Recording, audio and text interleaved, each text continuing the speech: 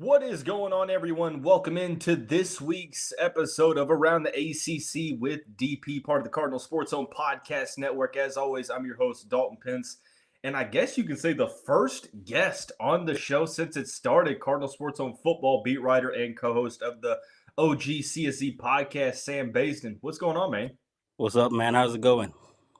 It's going good, going good. Just trying to navigate this weird college football season for Louisville. It's been a weird year with some ups and downs. But how would you kind of assess things before we get into the Miami talk? How would you sort of assess things for the Cardinals through the first 6 games of the year? Uh, I would say a lot of ups and downs. So, of course, you had the two games. Some people kind of write it off as preseason tune-up games, warm-up games. You saw what the offense could look like. You saw the potential of what the defense could do, and then we hit Georgia Tech, and we got a dose of reality. We won, but kind of say, okay, we still have some work to do. Of course, we got some nicks and bruises, some players got hurt and things like that. But then there was the Notre Dame game and then the SMU. So we started off on a good high, 3-0. We lost two in a row. We bounced back last week against a tough, gritty Virginia team who everyone knows for whatever reason, Louisville and Virginia. In football, it comes down to that last possession, sometimes the last play. It's a lot of highs and lows. There's a few disappointments so far, but that doesn't make or break the season just yet. And you come into this game where there's a lot of questions that need to be answered for this Louisville team, right? And unfortunately, you're banking on some of those answers revealing themselves against the arguably the best offense you'll play this year and arguably the best team. The sixth-ranked Miami Hurricanes come to Cardinal Stadium, 12 o'clock kickoff at L&N Cardinal Stadium. It is a sellout crowd, or at least announced by the university on Tuesday afternoon. When you look at this matchup, it feels like a lot of what Louisville needs to do is going to be centered around doing well in the trenches. Most every game on this level is won and lost in the trenches. I think it was I want to say Travis Hunter, and it might have been someone else who said it best. Like when it comes to the skill positions between the Power Five and the other leagues, the skill position isn't really the big difference. It's the big guys up front on the offensive line and the defensive line that you really see the difference in the Group of Five and the Power Five. So yeah, it's one of those games where if Louisville wants to prove that they belong, it starts with Miami and it starts in the trenches with the front seven and then the front five on offense. Let's go into overall thoughts on this game. It feels like, depending on who you ask, it sort of kind of changes how you view this specific matchup. What are your sort of initial thoughts on what you think of Louisville's chances in this game? How likely is it that the Cardinals pull off this upset? They have the running joke on CSC that I'm a They Miami. still do. They They still so do. but for good reason. So like spoiler alert, I'm gonna pick Miami when we do our prediction show. But the thing that worries me about this matchup is not on the offensive side because I think Louisville will be able to move the ball and put up some points. It's the defensive side of the ball. Cam Ward is a dynamic dual threat quarterback, and we've had trouble with running quarterbacks. And he's one of those quarterbacks that can beat us. Also, we have not had a game yet where we were able to shut down the opposing team's number one receiver. Yeah. So and so I want to say Gestrepo. I think I mispronounced his name. Restrepo, yeah.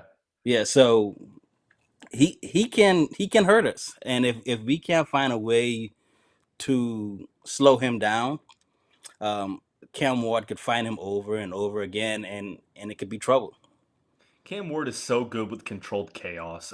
Yes. I won't go as far as saying Lamar Jackson level, No. but there's only a few amount of players. It feels like every year that, well, every couple of years that are just so good under pressure. And Cam Ward's not a guy who gets sped up or slowed down. He plays, you know, his speed, and his speed is really good. He's number one in the country coming into this week in passing yards per game. And I found it pretty interesting that we talk about, well, you have to contain Cam Ward. Well, he's actually more he's less accurate on the run than he is in the pocket. He's so good in the pocket, but Yeah, I think it's just because he's able to make all these different types of throws and just extend drives. And all it takes for him is just sidestepping or shuffling a couple feet and just keeping his eyes downfield. And when you give guys like Jacoby George, Isaiah Horton, Xavier Restrepo the time to make plays, it's hard already to be a defensive back. It's yeah, even harder when you're going up against arguably the top offense that you'll play all year. yeah. You're 100% right. And when you say it's easier said, like to keep him in the pocket, it is. Some games he gives me that Lamar Jackson feel. Sometimes when I look at him, I'm like, man, he looks so comfortable in like you say, chaos. Sometimes it looks like he's just like Johnny Mandela. They're just having fun playing football. So, um, but say all of that to say this: they can't be beaten. I felt like they should have been beaten by Virginia Tech. Cal should have beat them. So there are some things that Miami is vulnerable to Yeah. that I think Louisville can Coach Brom and the Louisville staff can take advantage of. It's all up to the players to go ahead and execute the game plan on offense and both offense and defense. So, but Cam Ward is just one of those, like you say, once in a few years talent that I mean, it's fun to watch, but man, it hurts when when you got to go against them and play against your own team. It feels like if Louisville's going to win this game, it's not, a low scoring game. It's one in which the Cardinals score a bunch of points. And thankfully, coming into this week, Miami's had an issue with giving Yeah, up the explosive plays, and Ja'Cory Brooks feels like you get one explosive play a game from him at least, and you're waiting for Colin Lacey to break out. Isaac Brown was the ACC Rookie of the Week this past week. I mean, he was phenomenal against Virginia. So Louisville has the pieces in place. I wonder with how good Miami's defensive line is if they don't try to use a ton of misdirection, a lot of trying to speed up the defense, keeping the tempos different to keep them off guard. But I feel like I hate to say a gimmicky type offense, but a Purdue like offense to yeah, where if you don't think that you have the athletes, what do? You use misdirection. You use up tempo. You throw the ball quick. You get the ball out in space to your playmakers. And Louisville's got talent to compete with Miami. It feels like Jeff Brom's got to go back to his vintage Jeff Brom level, game plan here, because like you said, as good as Miami is, and they are on paper, they've arguably should be 4-2 right now. yeah, yeah. You're 100% correct on that. And like a lot of, like I said before on the podcast, a lot of what people thought when Coach Brom was coming here, it was going to be the exciting style of offense, the screens, the gadget plays, things like that. But given credit, he wants to win. So if he Yeah. doesn't need to do the screen like last year, we relied heavily on the run game to get our victories. So um, this is one of those games where, like you say, it has to be a vintage Coach Brom. Throw some screens here, a lot of misdirections. Try to use Miami's aggressiveness and their speed against them on that defensive line and the linebacker. So get them thinking, because if they're not thinking and they're coming downhill, we could be in a whole lot of trouble early. There's been a lot of talk about comparing Miami and Clemson. When you look at both of those games, do you think which team do you think which game is going to be tougher for Louisville to win? Do you think that they have a better chance against Miami, or do you think that they'd be better suited off playing on the road and beating Clemson in Death Valley Junior? Is it close to you? Is it an actual debate? No, hands down, for me, the easy of the two games is Miami, and I say that because one is at home. Two, you have a lot of players on Louisville's roster that's from the state of Florida. A lot of them are from the Miami area, so they know these guys. They're comfortable with these guys. They want to go at these guys. The reason why I say Clemson is the hardest one, we haven't beat Clemson. It's a mindset thing. Even though it's a new coach, some of the players still held over. So it's more of a mindset thing. I don't care about it being in Death Valley Junior or whatever. I don't care about it being on the road. It's the fact that it's mental. and a lot of the game is between the airs. So until Louisville beats Clemson, the Miami game is, and it's hard, it's weird to say, the Miami game is easier to win because there's a sense of belief there, especially since a lot of these guys, we beat them last year in Miami. Yeah. So, um, yeah, Clemson is by far, for me, without question, the most difficult one to win. The mental aspect of it is completely real, and I hate that I'm saying this because one, I'm a Chargers fan, so I don't want to give props to the Chiefs, and two, I'm a Louisville fan, so I don't want to really, talk bad about the Ravens. But it's like the Ravens and Chiefs. Until the Ravens can beat the Chiefs in the postseason, Yeah.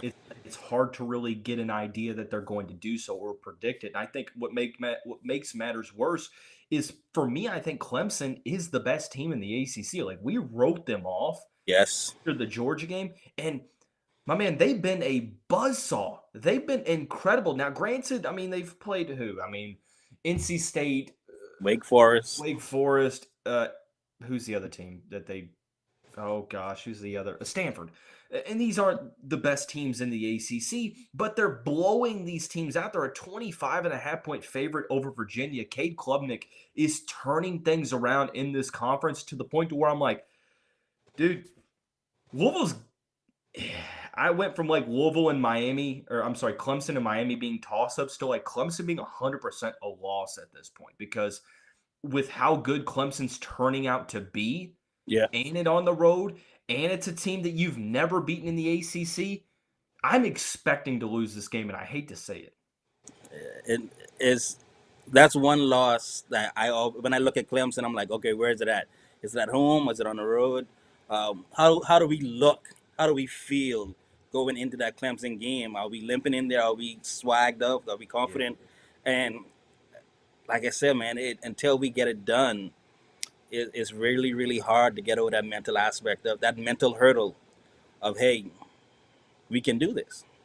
exactly.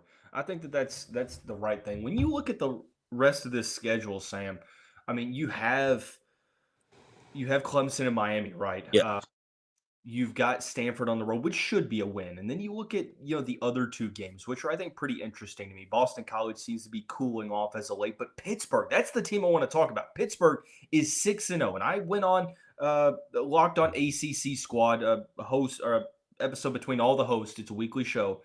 And we debated Pittsburgh.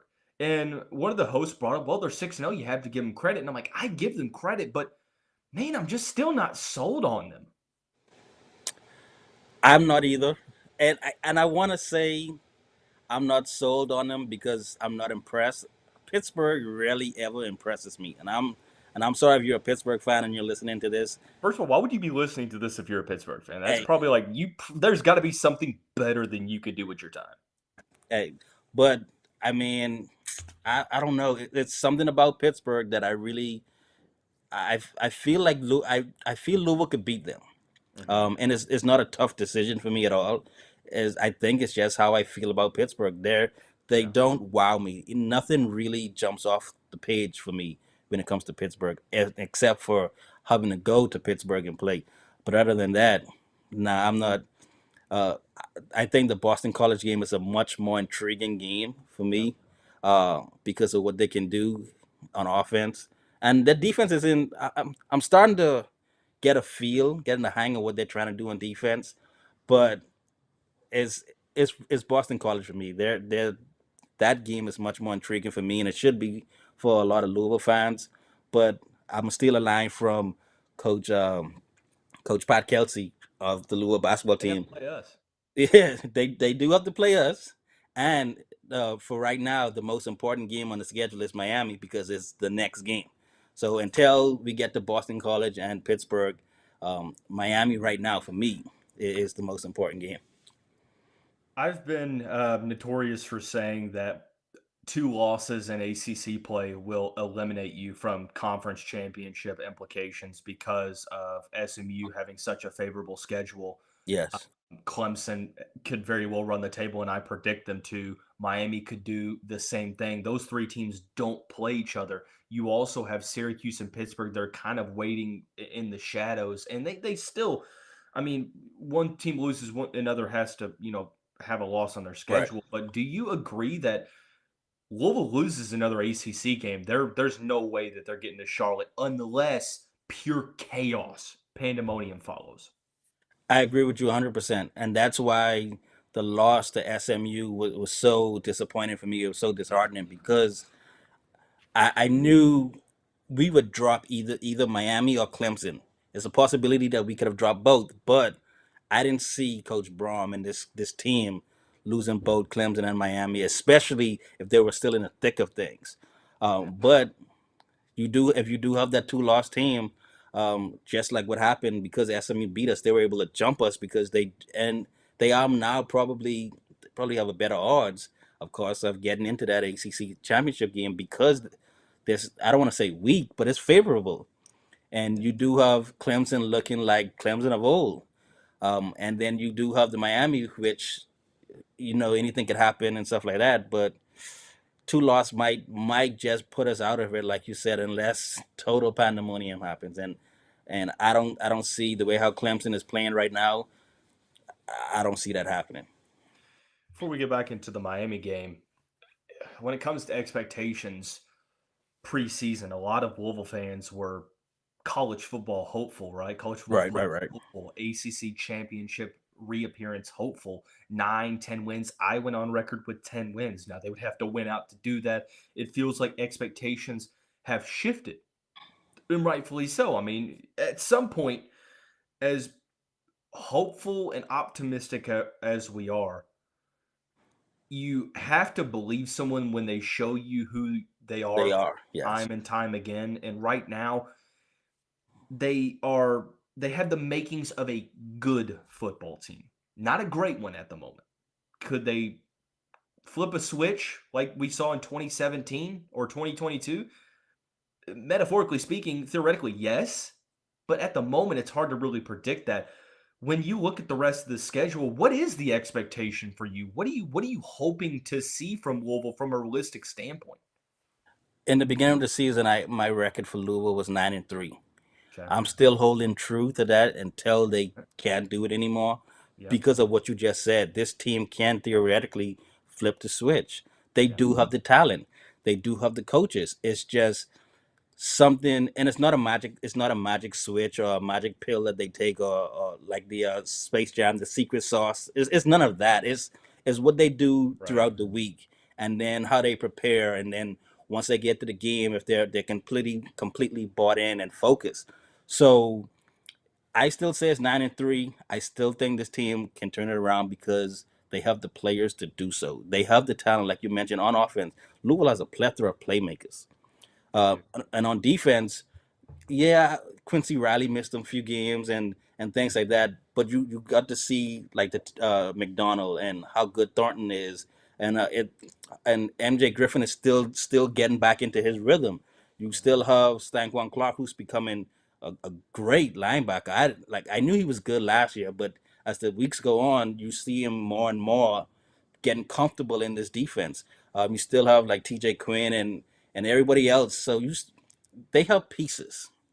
Yeah. It's just that they need to put it together and and keep that momentum going all the way to the end of the season. So I still expect them to be in the thick of things. So that means they have to beat Miami. Yeah. But I still have them 9-3 until they cannot be 9-3. Because this show is all about, looking at this from a bird's eye view. Let's theoretically say that Louisville, let's speak it into existence. Let's say Louisville beats Miami. Okay. I think that this is a prime opportunity for Louisville to prove themselves, not only to their fans, not only to the conference, but the country as a whole. What changes about the narrative of this team? How much does the momentum and the narrative shift if you beat Miami? Like what does that look like in terms of how do you change what your thoughts are on this team? So we both played sports, not on the collegiate level. So you've all been in the team where you won a big game, and everyone just bought in. After that game, your momentum just took off. It's because now you have belief in each other. You have belief in the coaching staff. So and now you went out there and executed a game plan. So now you believe that you can do it. Like who's gonna beat you? Like that was the toughest team to date that we had to play, and we beat them. Right. So a win against Miami, I see it can propel Louisville to maybe beating Clemson.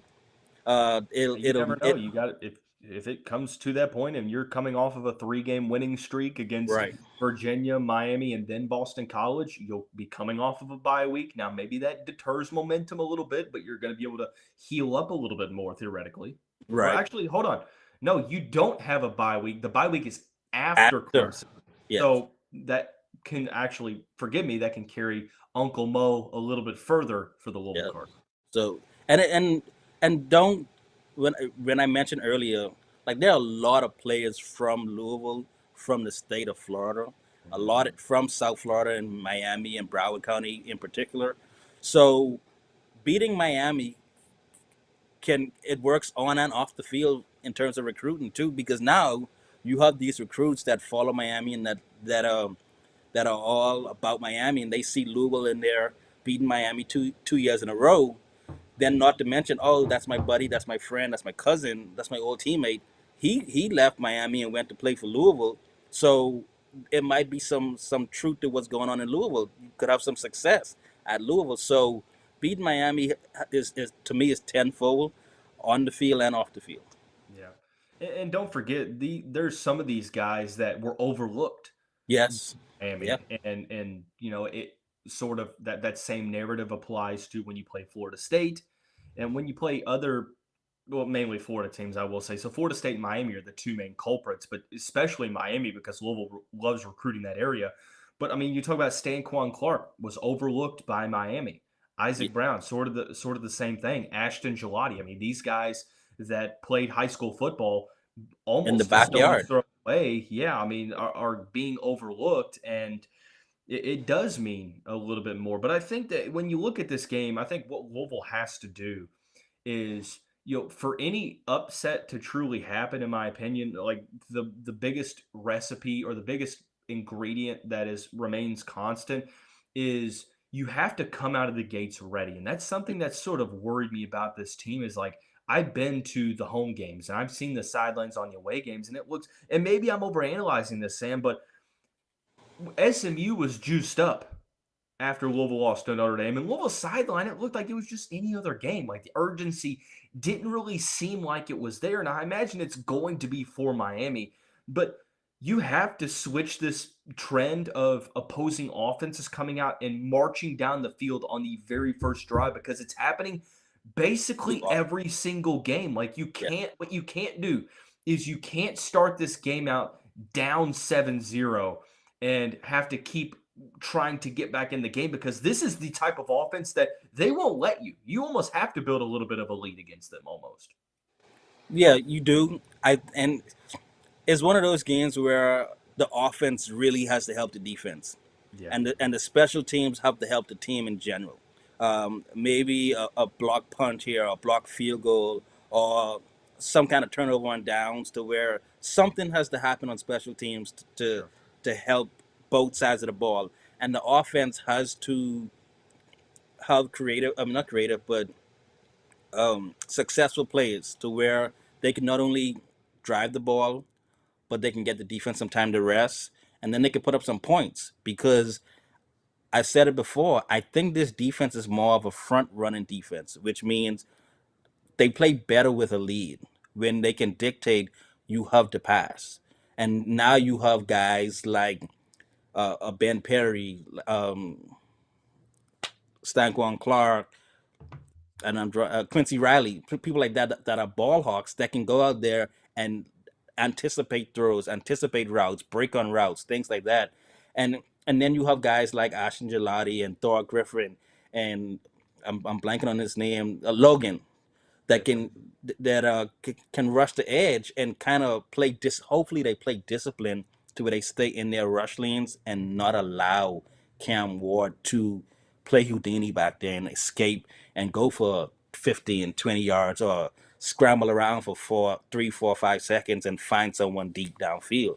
So the offense has to help the defense, and if that happens, I think Louisville wins.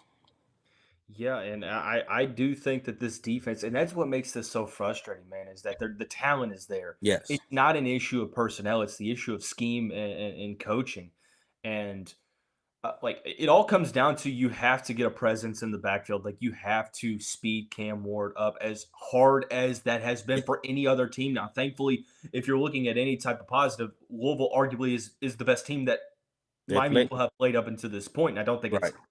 too close at this point, but you have to do a good job of, I won't say containing him. You have to put him on the ground. Like you have to get sacks in this game and get to third long situations because two things can hurt you. I know that Louisville tried to play a little bit more man defense against Virginia.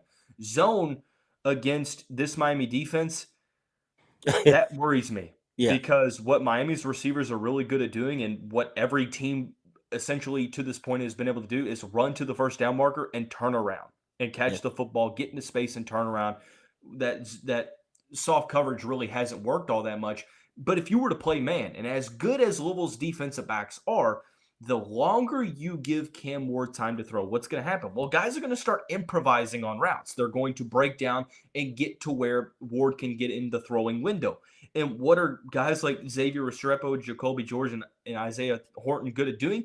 Literally that. Yeah. Playing So, backyard football. and that's no disrespect to Louisville's defensive backs because playing defensive back is one of the top three hardest positions to play in football, along with quarterback and I mean whatever position, left tackle. I don't know, I whatever. always think it's the center, the offensive line, the center. Yeah, and there you go. And Yeah. then and I think Yeah. quarterback and cornerback are in that Top, discussion in top terms two. of Yeah. to get out the top three.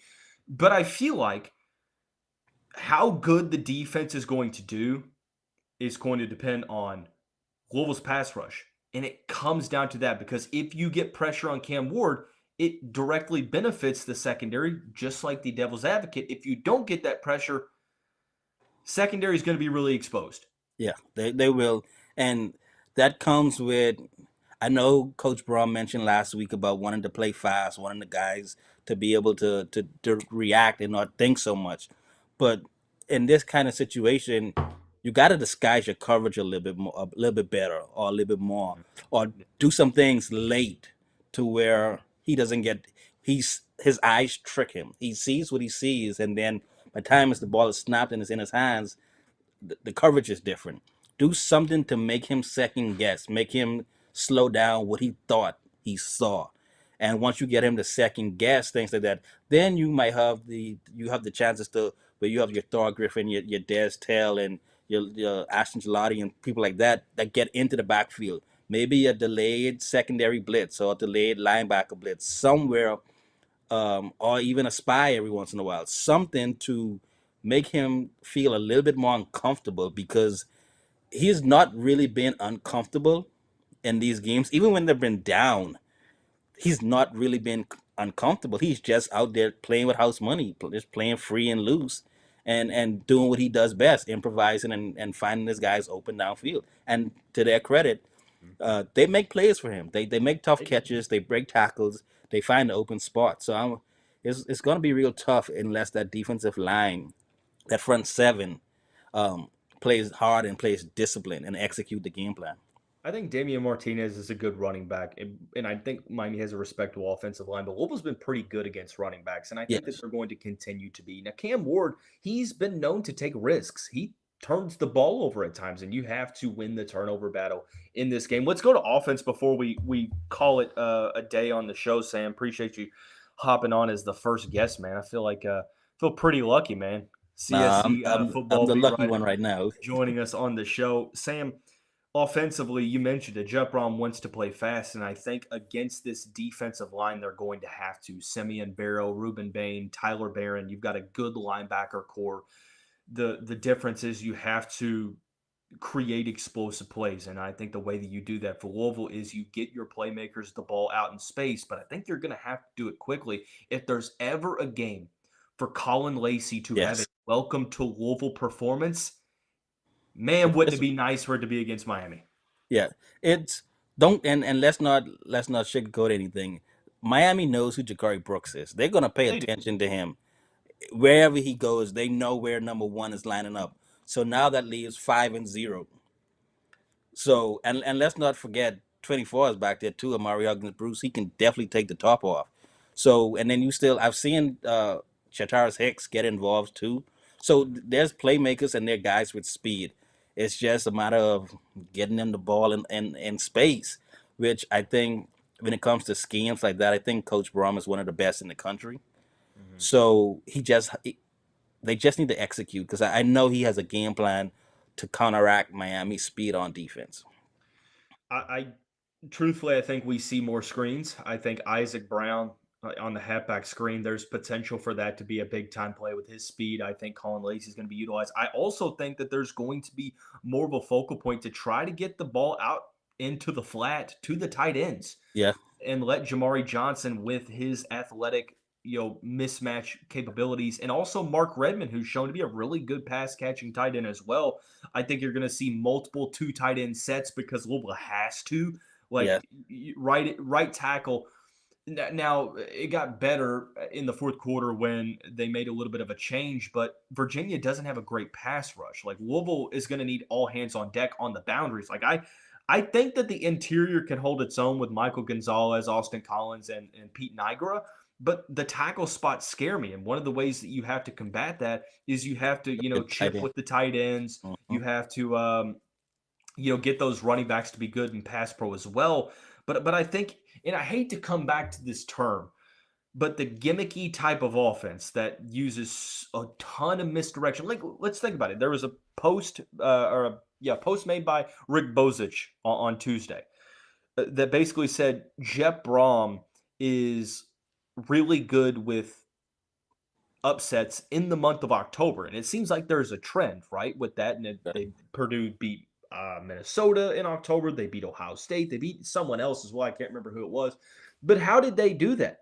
Well, they got the ball out in interesting ways to their playmakers. One being Rondell Moore. You Yeah. kept it quick. You kept it up tempo, and you used misdirection, and that created big plays. That's the recipe for success. And I'm not sure if because Brom feels like he's got more of the talent advantage now that he doesn't have to coach that way and be more of a pro style offense.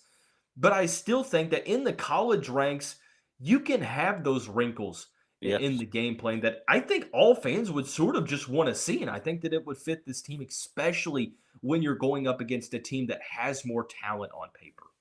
So when I was looking at the Miami game and thinking of ways it and I hate to do this, but I'm gonna do it anyway.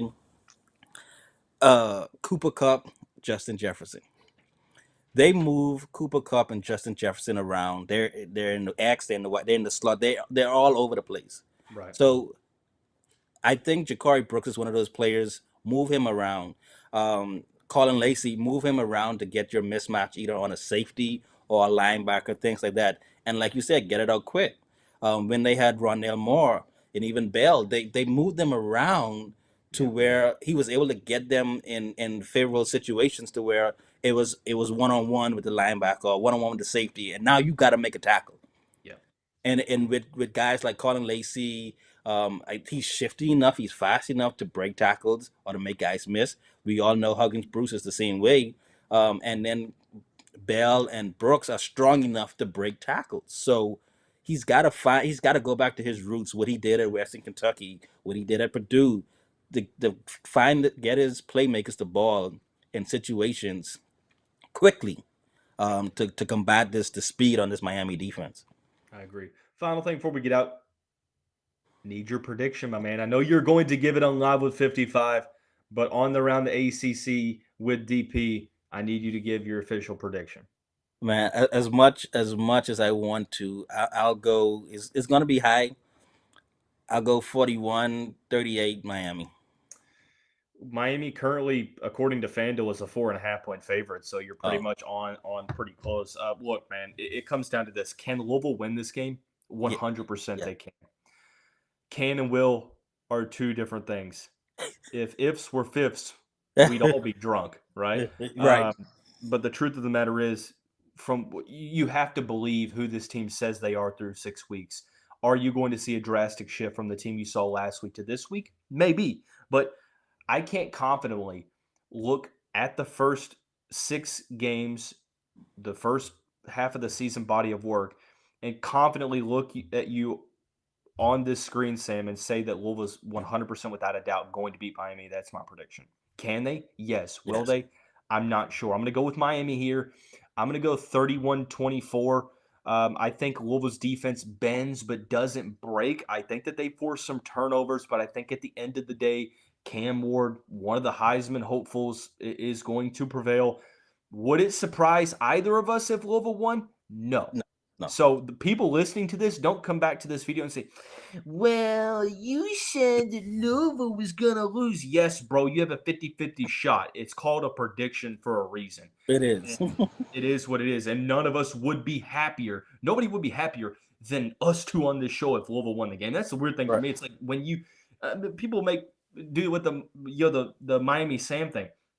It's always funny to me when you make this prediction. It's like people think you enjoy picking Right. Louisville to lose. I'm like, bro, at some point you have to be unbiased. Like if Louisville wins, great, Right. you'll take it. We I'll, love I'll be. Louisville to win. I'm happy to be wrong in that Yeah, situation. I mean it's wild to me how weird society is nowadays. Oh, you picked it wrong. Okay, bro. It is what it is. Don't let me go on a tangent though, because we'll be here for an hour, going on about that. But that is going to wrap up this week of Around the ACC with DP. I'm Dalton Pence signing off with my guy Cardinal Sports Zone, Cardinal Sports Zone podcast co-host and football beat writer Sam Baisden. Everyone have a great day, great week. We'll see you right back here for Live with 55.